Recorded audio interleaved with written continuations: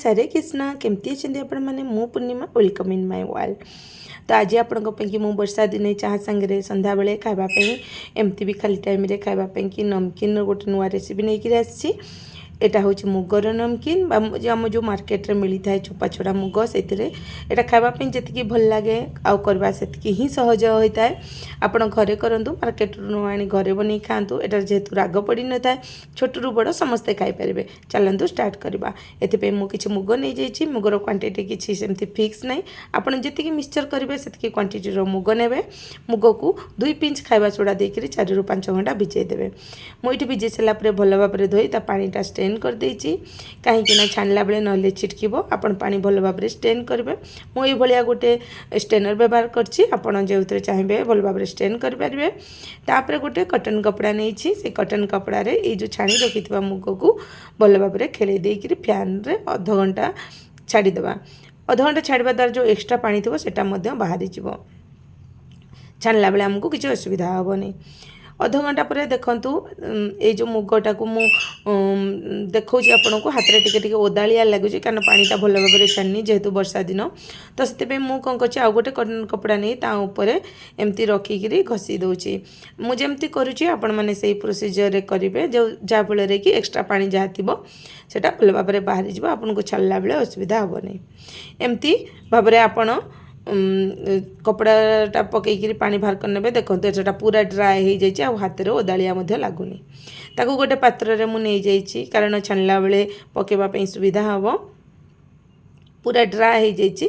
ये जो मुग ने ना टी बड़ दानार मुग ने बड़ दानार मुग ने मिक्सचरटा छाणवाई भी भल होता है आउ खावाई देखापी भल होता है। से बड़ दानार सब ना चेष्टा करेंगे।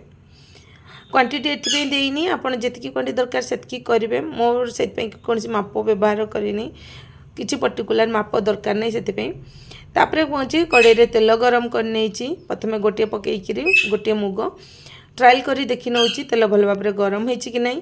आप मिक्सचर कला बेले देखिए तेलर टेम्परेचर सब हाई रही। लो टेम्परेचर रे आमर मिक्सचरटा फुलब नहीं आउ तेल बहुत बेसी टाण से सब बेले हाई टेम्परेचर रे ही छाणिबे। जिते फेणटा बेसी उठीज स्टेनर बाहर जाता एमती उपरक अल्प अल्प उठे उठे छाणिबे। आउ सब बेले चेक करुवे कहीं कलर उपर एटा डिपेंड करेनि जेहेतु टेम्परेचर हाई थाए। आपण चेक करी देखिए जिते आपणकर हल्का हो आ फेण सब मरीज से जानवे जे मिक्सचरटा आमर तेलरू काढ़ापी कि परफेक्ट हो जाइए।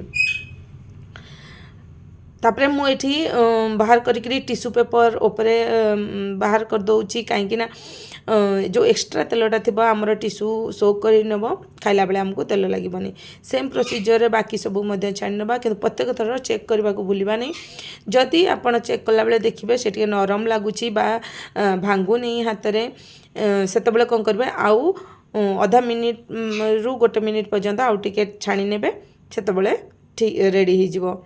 देखंतु आग थरटार कलर डार्क थिला थोड़ा टिके लाइट कलर होइछि किंतु एटा पूरा पूरी छाणी हो जाइए भल भाव। ये सब को टिश्यू पेपर उपर छाणी देछि।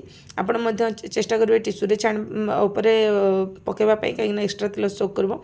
तापरे मुझे देछि 1/4 स्पून लुण मोर क्वांटिटी हिसाब रे लुण देछि। लुण टिके जगिकी देबे कारण मुगरे बेसी लुण लागी न थाए बहुत कम क्वांटिटी लुण लगी थाए। से लुण देकर मिसई देछि। देखंतु केते सुंदर देखा जाउछि पूरा मार्केट भली देखा जाउछि ना मुग मिक्सचर। आपन को हाथ में उठेकी देखौछि देखंतु केते बढ़िया हेछि। आपन घरे करंतु खांतु। मो चैनल को लाइक शेयर और सब्सक्राइब कर नियंतु। रहिली थैंक यू।